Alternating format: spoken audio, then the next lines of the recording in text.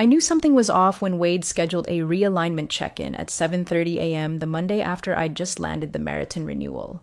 No congrats, no let's debrief. Just a blank Outlook invite and a subject line that read, "Let's align tone and visibility." That was Wade speak for, "You're making me look small." I'd seen it before, guys like him puffing their chests the moment someone outshines them without trying. I didn't dress up for it. I wore the same dark blazer I always did when I closed something big, the one with the small tear inside the cuff from a white-knuckle flight to Houston when a client almost walked. I stepped into that glass-walled conference room, and he was already pacing like a TED Talk that no one asked for. "We need to talk about your presence," he said, dragging out the word like it offended him. I didn't sit. He did. Classic. From the corner of my eye, I saw him glance at my folder, the one with the 42mm Meriton extension already inked, waiting for his sign-off. He didn't ask about it, just launched into a spiel about synergy and vertical empathy and curating a non-intimidating client journey. If you're watching this and shaking your head, yeah, that's why you need to like the video and hit subscribe. 97% of people forget to, and it really helps us keep these stories coming. So if you've ever had a manager like Wade, you know what to do. Back to it. See, I wasn't just a closer. I was a builder. Every client I brought in didn't just renew, they scaled. They trusted me because I never played the theater.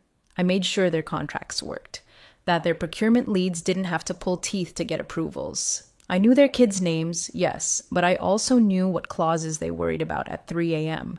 I didn't show up with a deck and a smile. I showed up with solutions already templated. Wade couldn't stand that. He wanted to be the face of growth. Never mind the fact he'd only been there 7 months and the only thing he'd grown was the size of his Slack posts. He called me legacy muscle once, like I was some relic. He wanted collaborative rainmakers, whatever that meant. I called it a participation trophy for people who couldn't close cold leads. The whispers started in Q3, a reshuffle here, a territory tweak there, harmless at first. Then came the internal memo, redistribution framework, Q4 uplift strategy. My name wasn't on it, but my accounts were. I asked our legal ops girl if she'd seen anything odd. She hesitated, then forwarded me a draft contract with Meriton Holdings, listed under alternate rep TBD. I hadn't missed a call with Meriton in 9 years. I flew out during a snowstorm once because they had a panic over onboarding volume, and now my name was being ghosted off the top. I played it cool. Reached out to Meriton's COO the next morning. She sounded confused.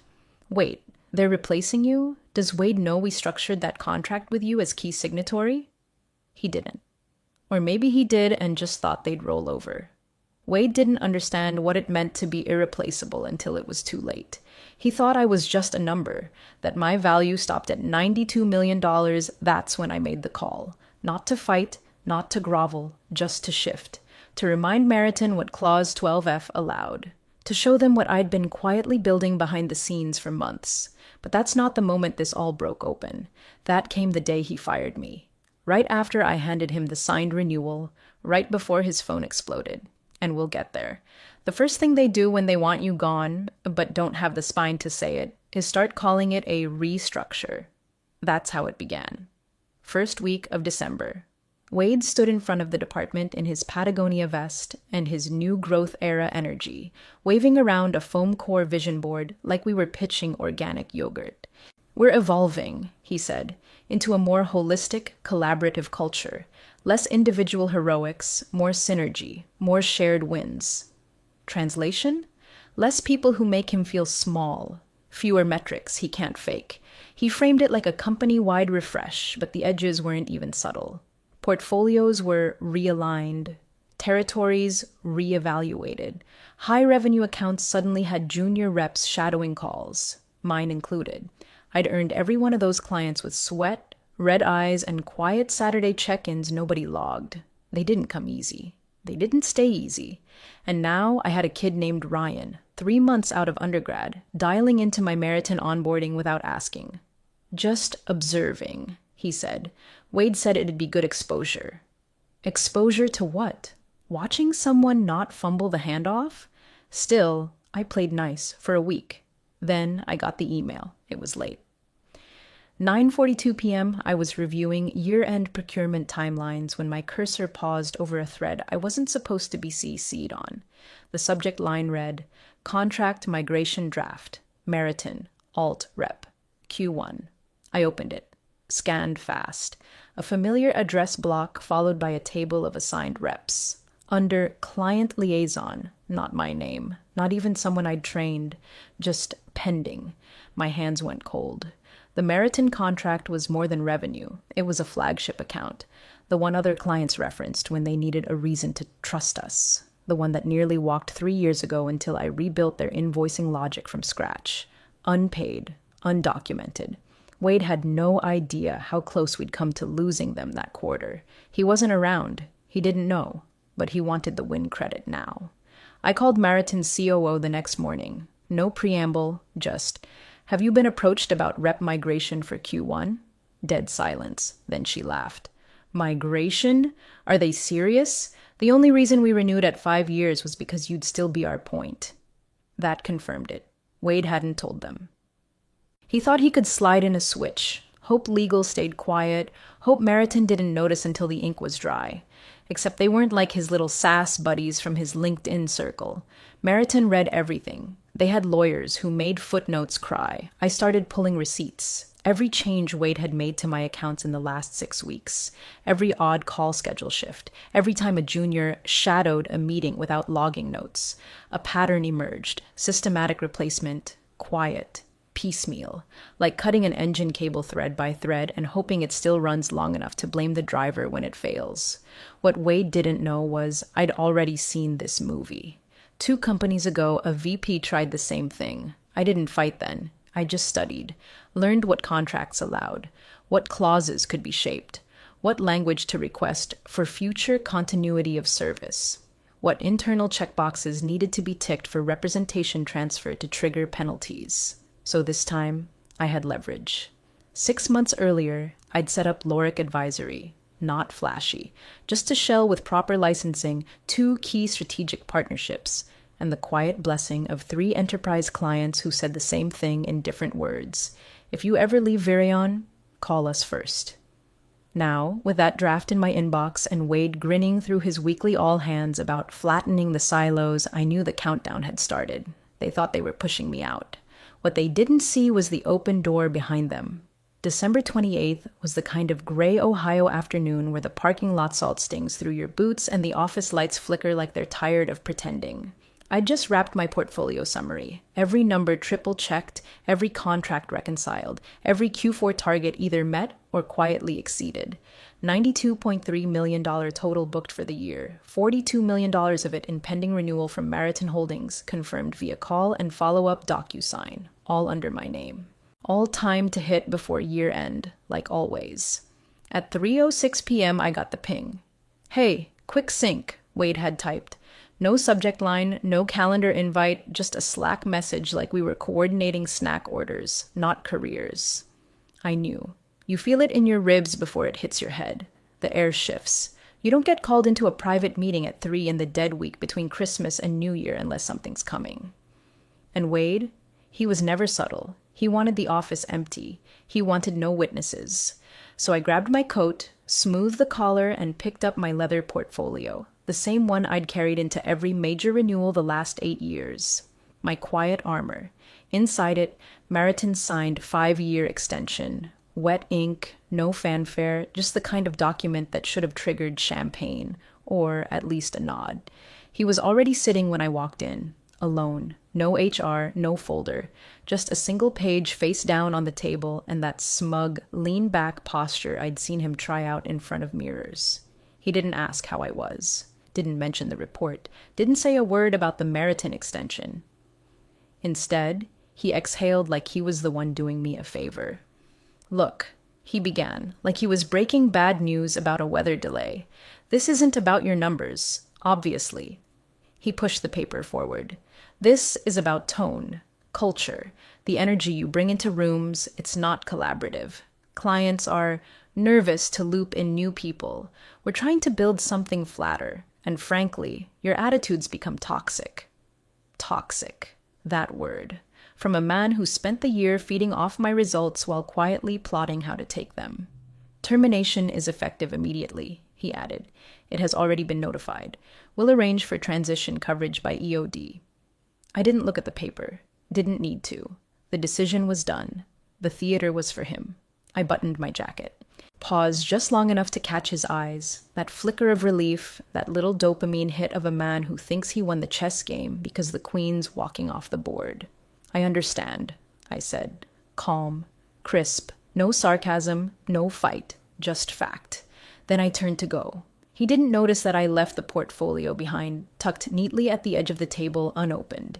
Inside was the Meriton renewal, signed, time-stamped, fully executed, with me listed as primary liaison of record through 2029. A quiet clause at the bottom cited representation transfer consequences under 12F. No loopholes? No reassignment language? He thought he'd fired me clean. What he'd actually done was activate the clause that severed Virion's right to the contract. By 3:14 p.m., I was in my car. By 3:17, Wade's phone started lighting up. And by 3:25, everything he thought he owned didn't. The first call came at 3:17 p.m. from an internal extension Wade didn't recognize. He let it go to voicemail. Then his screen blinked with a Teams message. Urgent. Client contact. Legal looped. Still, he brushed it off. Probably procurement drama, he figured.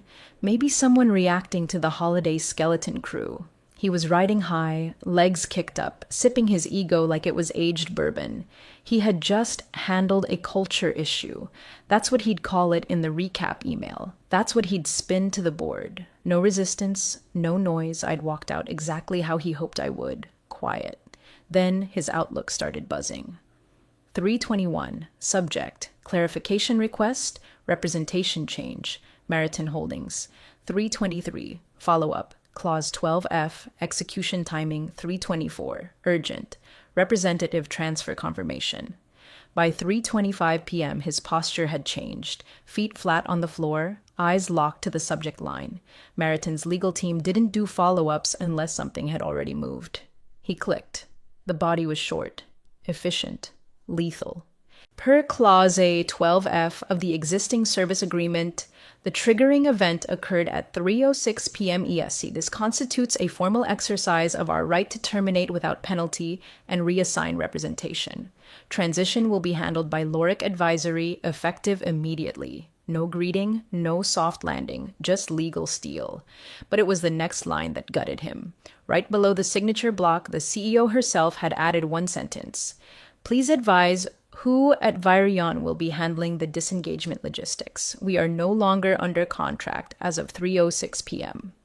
That timestamp hit like a nail gun. The exact moment he handed me the termination paper. The exact moment I had stood, nodded, and walked out. Wade scrambled, tried calling our in-house counsel, but it was year-end, and they were already deep in 5 other closings. He pulled up the CRM. Meriton's record showed active renewed, but the contract hadn't been logged yet. It was still sitting in his office, in that portfolio, unopened. He opened it now.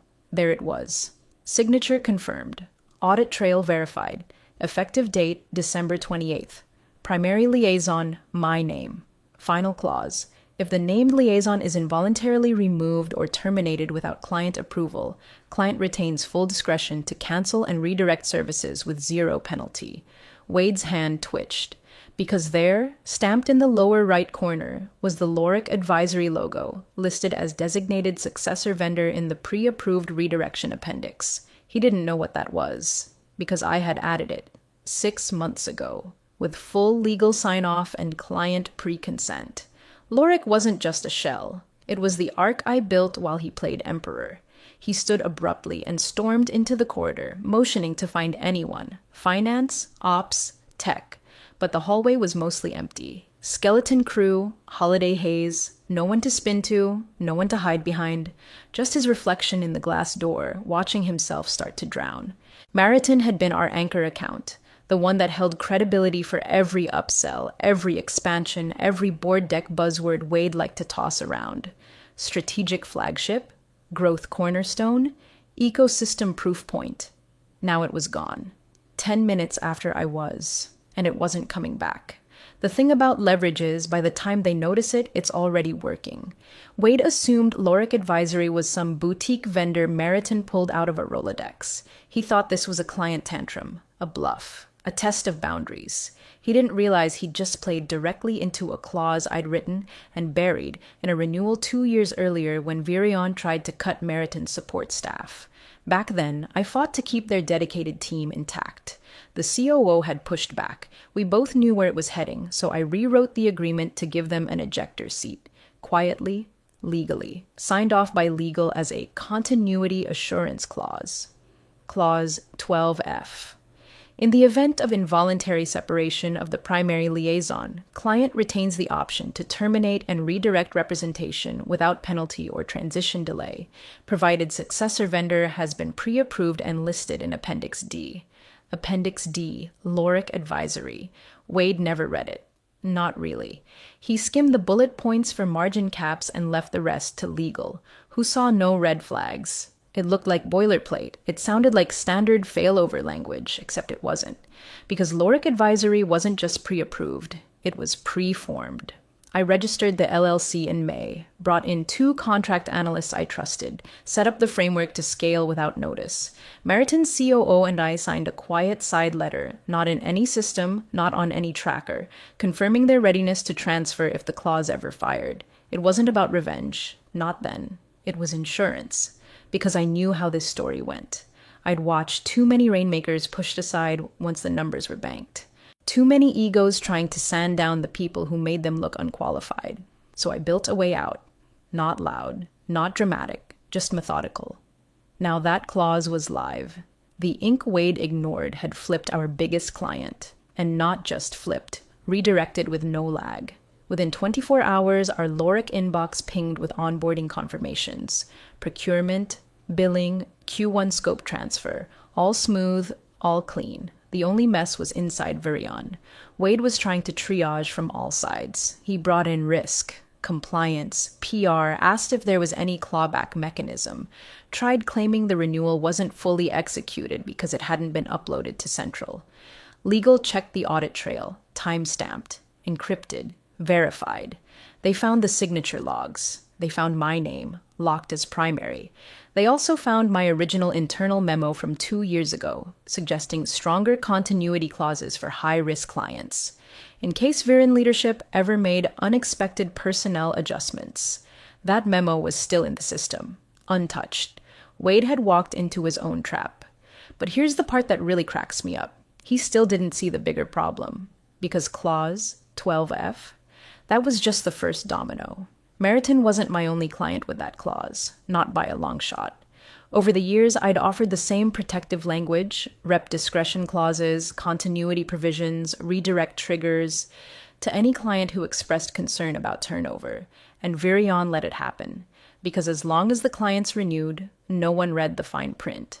Until now. Wade thought he'd fired me. What he'd actually done was void $42 million in active contracts and kick off a clause cascade that couldn't be undone. And me? I didn't raise my voice. I didn't post online. I just logged into Lorik's back-end CRM and watched the alerts roll in. By the time most of Virion's staff returned from their New Year's haze, the damage had already begun carving through the walls. It started as a whisper. One of the contract analysts in legal flagged an opt-out request from Bellmark Energy, citing recent involuntary liaison termination. No one at first understood the phrasing. The liaison hadn't even been reassigned yet. But Bellmark wasn't waiting for a warm handoff. They were citing language nearly identical to Meriton's, discretionary redirection in the event of forced removal, executed within 72 hours. Clause 9.3c in their case. Then came Holstrom Labs, then Pinion Tech, then Corway Logistics, each with subtly different clause numbers, each echoing the same mechanism. The language had been my idea, back when legal was swamped and Wade's predecessor wanted to push through Q3 renewals with minimal friction. Clients were jittery about rep turnover. I gave them a solution. Continuity safeguards, drafted in plain terms. If we disappear, you don't get stuck. They loved it. Legal skimmed it. Leadership praised the high close rate. Nobody realized I'd given every one of them a key and made myself the door. By January 2nd, 5 contracts were in review. By January 3rd, 2 had formally pulled the trigger. Same reason, same clause. One even attached the original PDF I'd helped them customize, with Wade's initials rubber stamped on the approval page. I wasn't surprised. These weren't accounts, they were relationships, built slow, with trust, over years of 11 p.m. fix-it calls and last-minute procurement saves. I'd shown up when our product broke. I'd covered billing gaps with weekend favors and never took credit for the rescue. They remembered that. And now that I was gone, they were using the exact exit ramps I'd built for them. Wade? He was unraveling. Quietly at first, pulling VPs into late meetings, pinging HR for documentation trails, asking finance if bonuses could be clawed back to cover risk. His voice started cracking in calls. One time he slammed a door so loud it knocked the Christmas lights off the break room window. The board started asking questions. One email leaked from a senior board member flagged Internal Risk Memo, Client Retention Forecast. The language was blunt. Root cause appears to stem from termination decision executed without proper contract review. Impact extends beyond Meriton. Potential cumulative loss currently estimated at 118 or 130 million if all opt-out clauses are triggered. Wade tried to frame it as legacy account fragility, but it wasn't fragility. It was design. His mistake wasn't firing me. It was doing it without reading what that act would legally unlock. And now he was learning what it meant to lose not just one whale, but a whole migration pattern. Meanwhile, Loric's CRM dashboard was glowing like a Christmas tree. Transfer pending flags, intro calls, contract upload pings. We didn't need to sell. We just needed to answer the phone. And every time Wade tried to plug one leak, another clause surfaced. The worst part, for him at least, was that I hadn't taken a single client by force. No poaching, no promises, no slide decks, just silence. And the quiet legal exits I'd written years before anyone called Wade Palmer visionary. On January 9th, Loric Advisory went live with a muted announcement, welcoming 5 new client partners to the Loric family.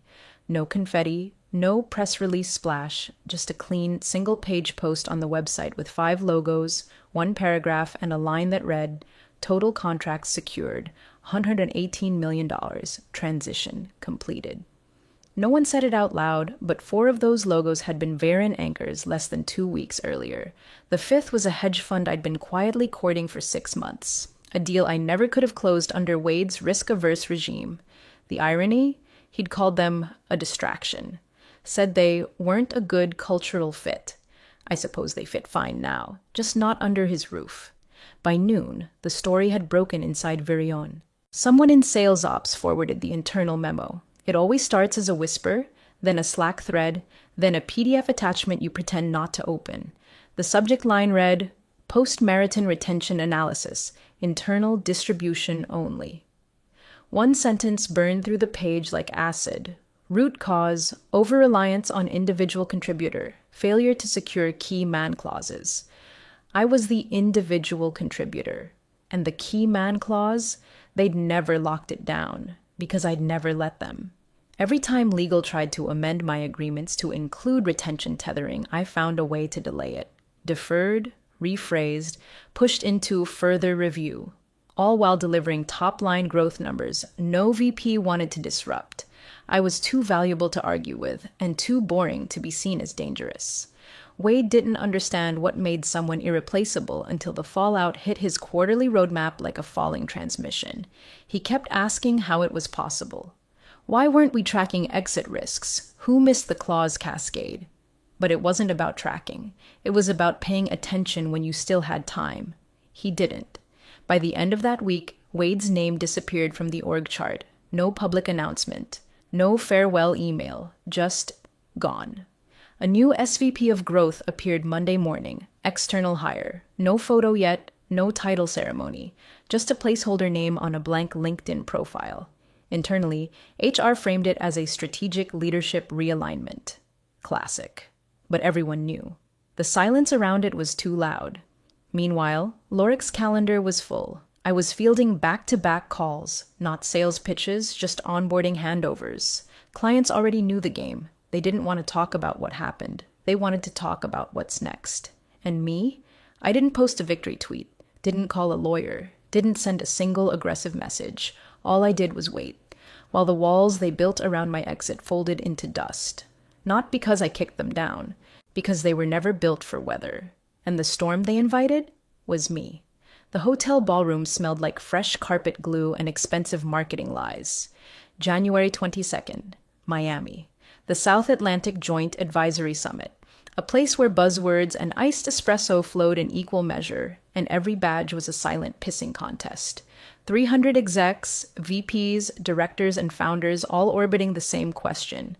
Who still mattered in Q1? I wasn't supposed to be there, at least not according to the Virian calendar.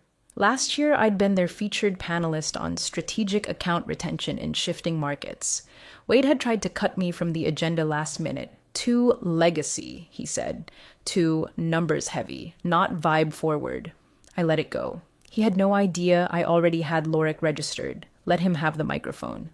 This year, I didn't speak. I sat. At the Lorik advisory table, second row, prime sightline, right next to Meriton's CEO, who, by the way, had just been voted one of the top 5 most influential women in enterprise infrastructure. She leaned toward me mid-session. Want to guess which vendor begged for a 10-minute breakout this morning?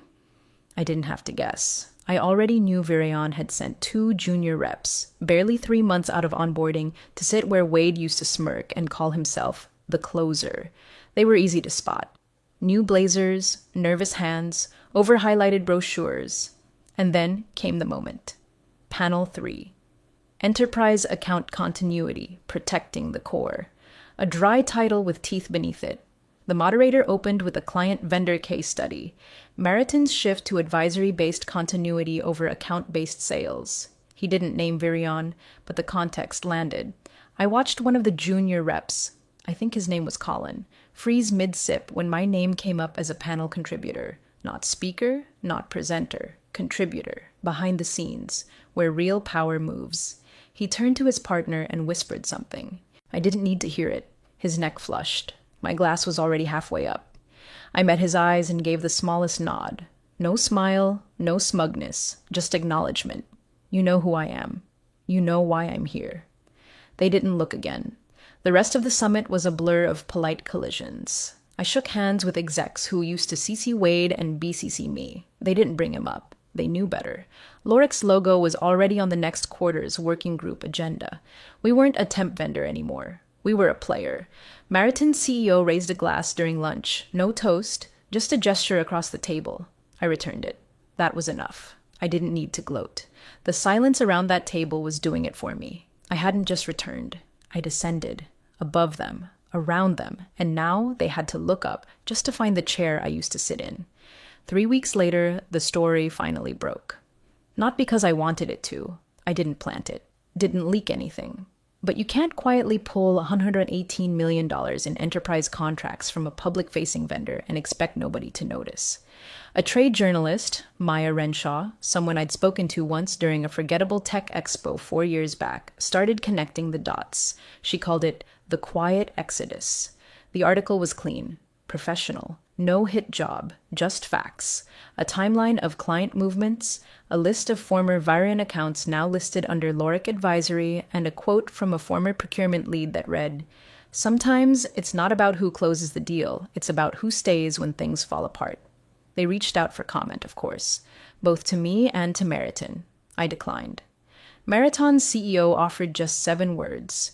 We followed the contract. Everything else is noise. It landed like a gavel. The article made the rounds on LinkedIn. A few mutuals reshared it.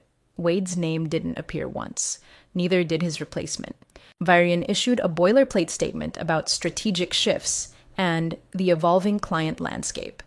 Meanwhile, I was sitting in Lorik's new office, a quiet corner space in a downtown building with bad parking and great light, watching the numbers tick upward. We hadn't hired a PR firm. We didn't need one. The client spoke louder than any press release ever could. On February 14th, the website team pinged me. Leadership page live. I clicked the link. My face, clean backdrop, no filters. Name Eliza Keene. Title, Managing Partner, Lorick Advisory.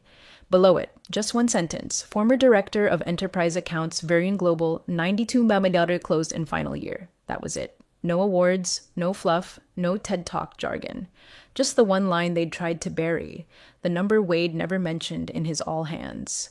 The result that made him feel too small to keep me in the room. I never posted about it. Never tweeted some victory thread. Didn't subtweet anyone. I just kept building. Some nights, when the office is quiet and the city's asleep, I glance at the Meriton welcome packet framed on the wall. Not because it was the biggest deal, not because it was the first to move, but because it was the one that proved the clause worked. That preparation outlasts ego. That silence, when weaponized with precision, can be louder than any scream. They thought they were cutting dead weight. What they really did was release the foundation. And now I walk through rooms they no longer get invited to, not because I forced them out, but because they wrote themselves out with their own pen.